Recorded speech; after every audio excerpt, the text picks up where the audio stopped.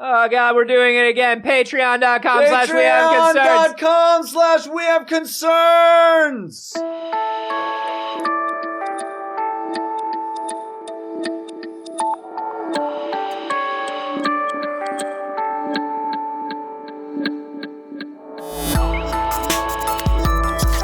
Not unlike real life. Not unlike real life. All I Just want to do is wander wandering alone and blow up animals. This is We Have Concerns. Hi, Jeff Canada. Hi, Anthony Carboni. Hello, concerned citizens. We got a story this week from, I guess about half the people on the planet. Thank you to everybody who sent this one in. Yeah. Also, thank you to patrons who may be watching this as a video. That's you guys. Video versions of the episode are available. I pointed at them. Are available. I pointed at those guys. You could see it on video. Yeah. If you were watching on video. Those video versions are available for patrons who support the show. That's patreon.com/wehaveconcerns. We're building up towards making it a public show, but right now we're just doing our video tests. So thank you to everybody who's helping us power through and fund those and make it happen. Indeed. But half the people who listen to this show, I think, sent in this story about aphantasia. Oh, I love aphantasia with when Mickey puts the hat on and he starts making everything dance. This is aphantasia. This is when Walt Disney hit his dark period. Uh-oh. Hello and welcome to the wonderful world of Disney. This week, we're going to show you aphantasia. It's something that the boys have been working on for a real long time, and I wouldn't say we're happy with it because none of us are happy anymore.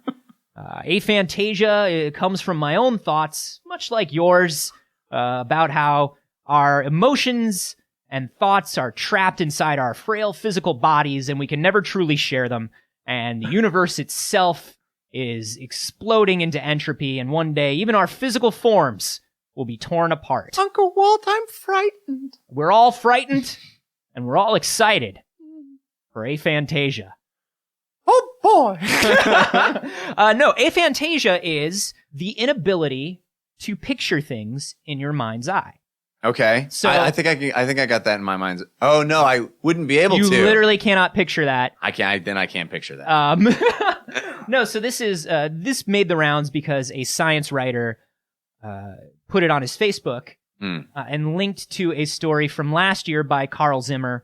Carl Zimmer, of course, our Lord and Savior of science writing and communication. But it's about a study that's been done in England because a gentleman had a head injury.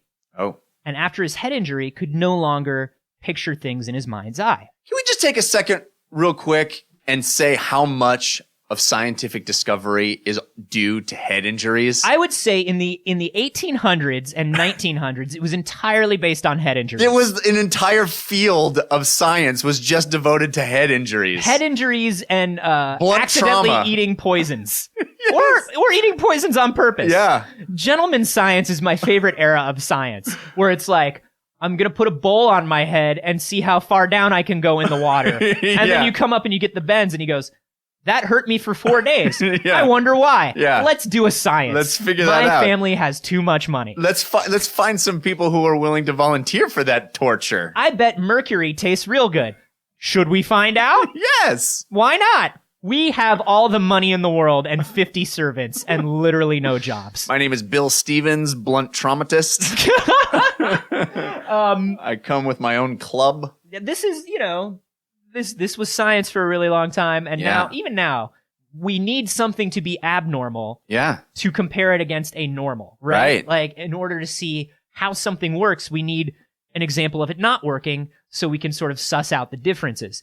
But what's interesting is this gentleman who read the Carl Zimmer article and wrote about it was like, I literally had no idea that when people said, picture this, they could actually picture it. Like, what did he think was happening? People with aphantasia, because they can't picture things, they think that when people say, picture this, they believe you're saying, conceptualize this. Wrap your head around this. Right. So it's not that they couldn't grasp, it's not that they couldn't grasp the concept of something, it's that they couldn't have a visual image in their mind's eye. It's not like they don't have a mental idea of what a car or a house or, you know what I mean? There's a picture there. Right. But they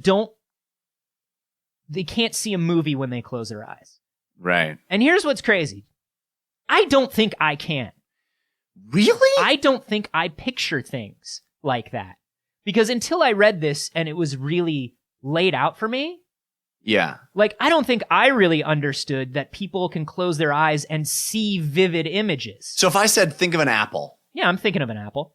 You couldn't describe how it looks? I could describe an apple. I can say it's red and waxy. But if I close my eyes, I see mine is like a Granny Smith apple. It's got, different shades on it. The stem kind of bends to the left a little bit. Yeah. I mean, I can say that too. But the difference is I'm not seeing a vibrant 3D image of this apple the way you are. I'm describing an apple, and there's kind of like vague shapes or outlines or whatever, but it's not a picture. I'm conceptualizing an apple. And when we said this morning, my wife was in the room too, and she was like, "You don't see it?" And I was like, "No, I don't see it." And she literally said, "I have to go." Yeah, she left. She literally said, "I have to go get breakfast. I can't handle this." Oh man. Is this a common thing? I guess it's not super common, but it's more common than we initially thought. Huh. Because, like I'm saying, the people who don't picture things don't think other people are actually picture things. Right. I should say, like, I dream, right? Yeah. I can describe things. And when you dream, I have a very visual sense. You know what I mean? Like, I went to art school. Right. I direct things. Yeah. I work in video. Like, I have to concept. I used to be a designer. So here's my question to you. When you sit down to draw something. Yeah. Do you imagine what the finished drawing is going to look like? I kind of I have an idea of what it's going to look like, but I don't close my eyes and see the entire drawing. What I'm excited about, and I think the reason maybe why I was so compelled to draw and to create stories, maybe you wanted to get it into your mind, is I had a concept of it, right? And I wanted to see it. Huh?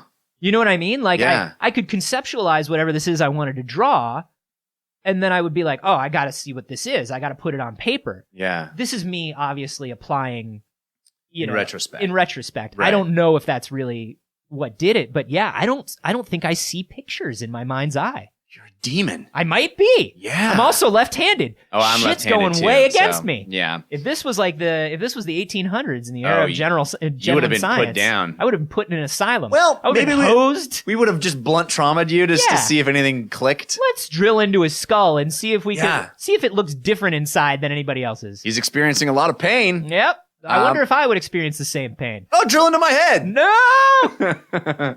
But you are telling me that you have vivid pictures. Vivid pictures. If you said, that old thing about, don't think of an elephant. Mm-hmm. I immediately see an elephant in front of me, and it's the elephant from Dumbo. It's the pink elephant that he starts. That's what I think of as the pink animated elephant with the curly snout. I think of a very 60s like flat style, like almost abstract. You know what I mean? Like that 60s children's book elephant, like the little golden book elephant or something. Really? Yeah, that's the concept that I have of an elephant. But you don't see it. I don't see it. Crazy. Yeah. You know what else is weird? And I've literally never told this to anyone. Maybe I get a quick flash of it. Here's what's nuts. And I'm sorry that I interrupted. No, you interrupted the best part. Go ahead. It's okay. No, go. You go. I don't know if this is one of those things where because I'm being forced to think about it, I'm changing the way it actually happens. You know what I mean? Yeah. Like, maybe I do see it a little bit more than I think I do, but because I'm hearing about this and I'm really focusing on it, I might be, the observer is changing the experiment. You know what I mean? Yeah. That is weird. What were you going to say? Well, I've never told anybody this, but it's something that I do, and I wonder if other people do. It's another Kanata secret. This podcast is full of Kanata secrets. Yeah, that's true. You bring them out of me. There are times when I want to relax or something, or maybe when I'm trying to go to sleep or whatever.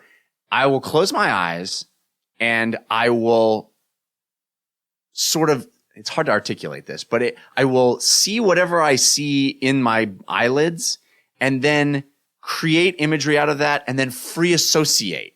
So what'll happen is I will just sort of relax my brain and let it make images and associate new images and go to places that I couldn't anticipate. And it's like I'm going on this ride because I often go, where did that come from? Now I'm seeing a fish. Now I'm seeing a person in a car. Now I'm seeing, and they're all wildly disparate and they don't come from one from the other. And I'm not controlling it. Do you know what's really interesting is I do the same thing, but with concepts and ideas. So I don't see it, but I'll think about something like that. I'll think about like, oh, I wonder, and if I came to, oh, I wonder like about like what these giant river fish would look like or something. It's like, oh, a river fish. Like, I wonder who like hunts the river fish, or like, oh, okay, you've got these hunters, and where do these hunters live? Oh, they live in this area. So it's a logical progression for you? Yeah, it might be, and it might be like a free or oh, that fish kind of, a giant fish like that kind of would look like a rad spaceship. I wonder what kind of a spaceship or a society would use a spaceship that looks like a giant fish. And all that stuff is the association of ideas instead of images. And that's how I free associate. I will say the only time when you're talking about the things on the back of your eyelids, here's another thing that's interesting, and I feel like it is 100% connected to the fact that I have aphantasia.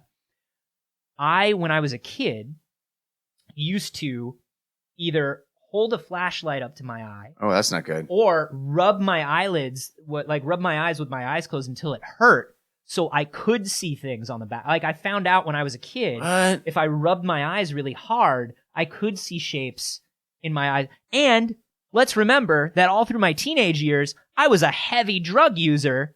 And that was the only time, like, I would close my eyes, like, is after I did mushrooms or dropped acid, I would close my eyes and see things behind my eyelids. Wow. That's the only time. And I could free associate like that. I would see, like, abstract shapes, and then they would turn into things the way you're talking about, but only when I was on drugs, never sober. Crazy. I've never had that without fucking with my body. Maybe that's physically. why I don't do drugs. I don't need them. I don't know, but if the majority of the population can see things in their mind's eye, why would we need hallucinogenics?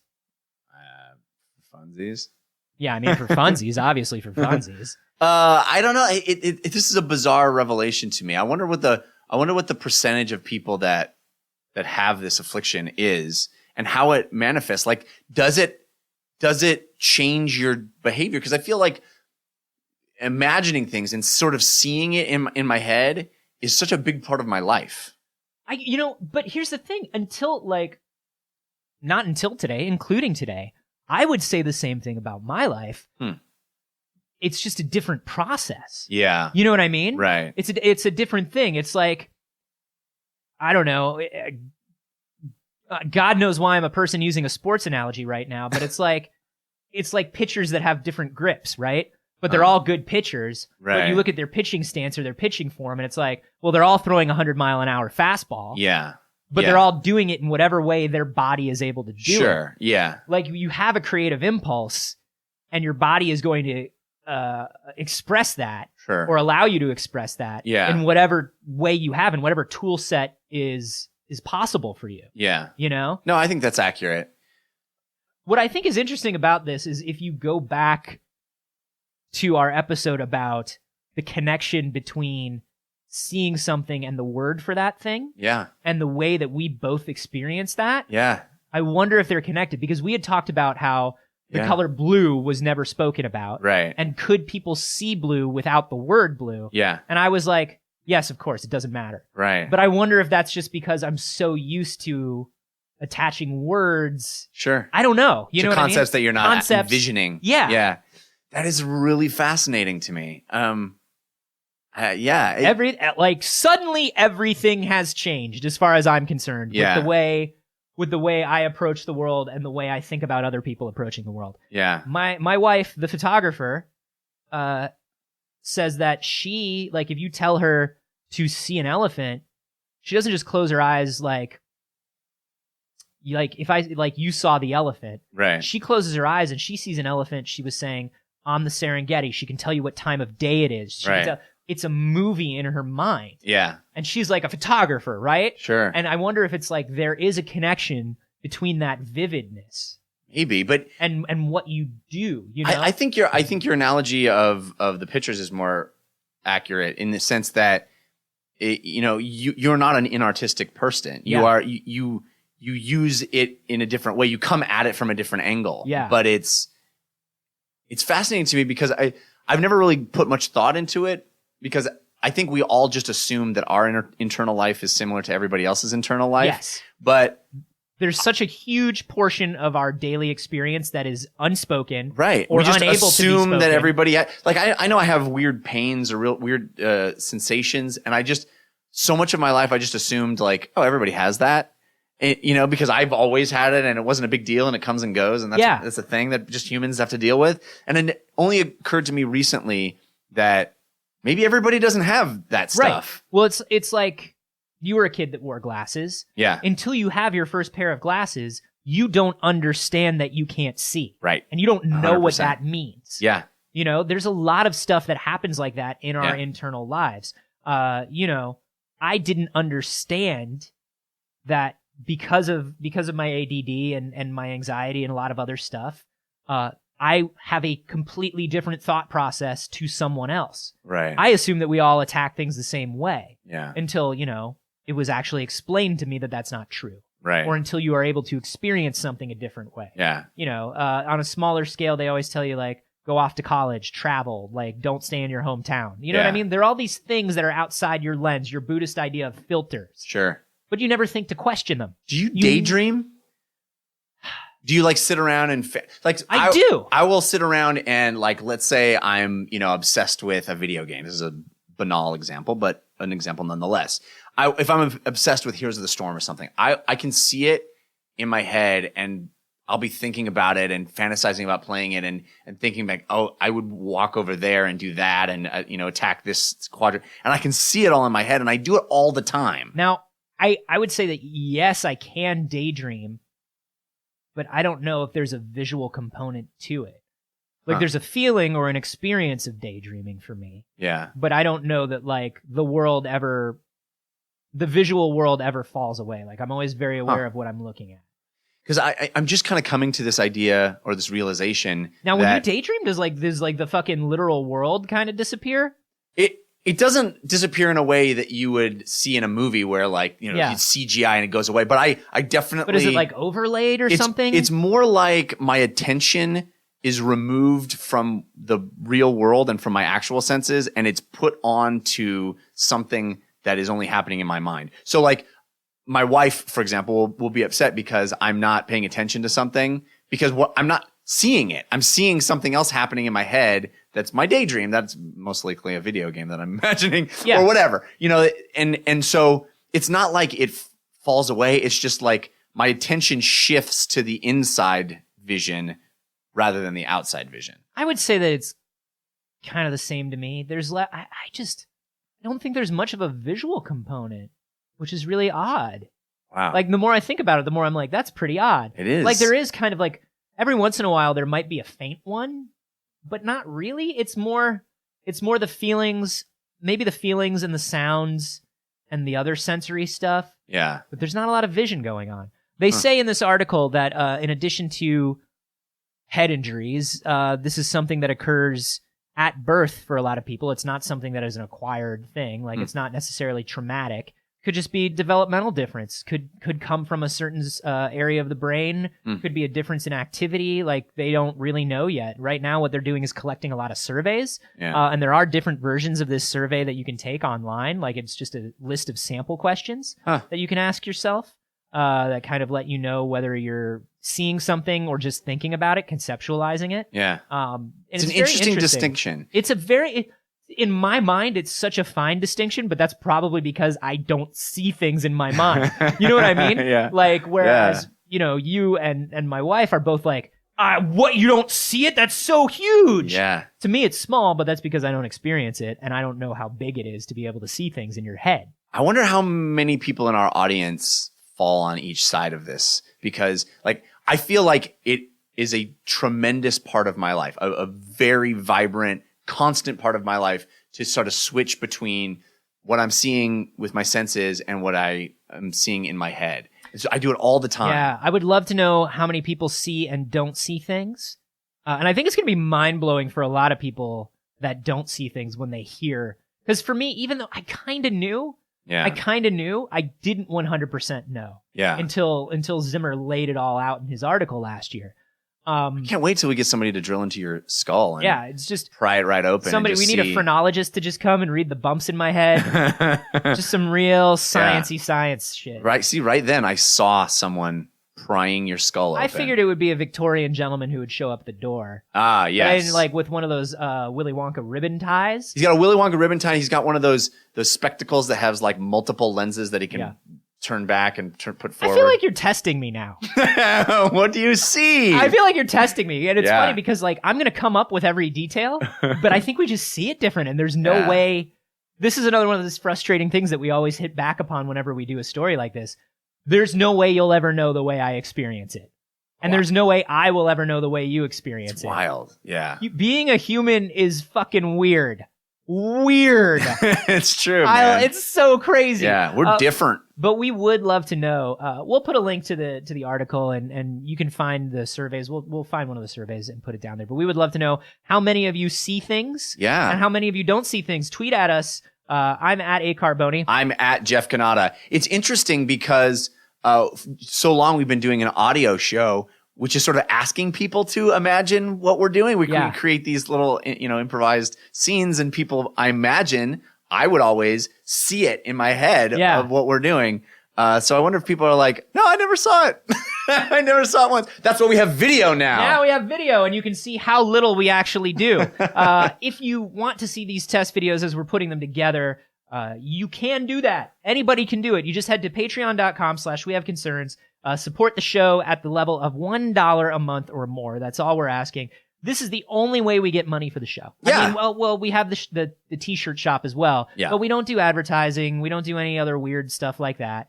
We completely rely on you guys. And if you think we make a great show and you want to support us, do it. That's the way to do it. That's the way to do it. Yeah. And you can get these test videos as we're creating them. That's patreon.com/wehaveconcerns. Bye, video watchers. We waved again.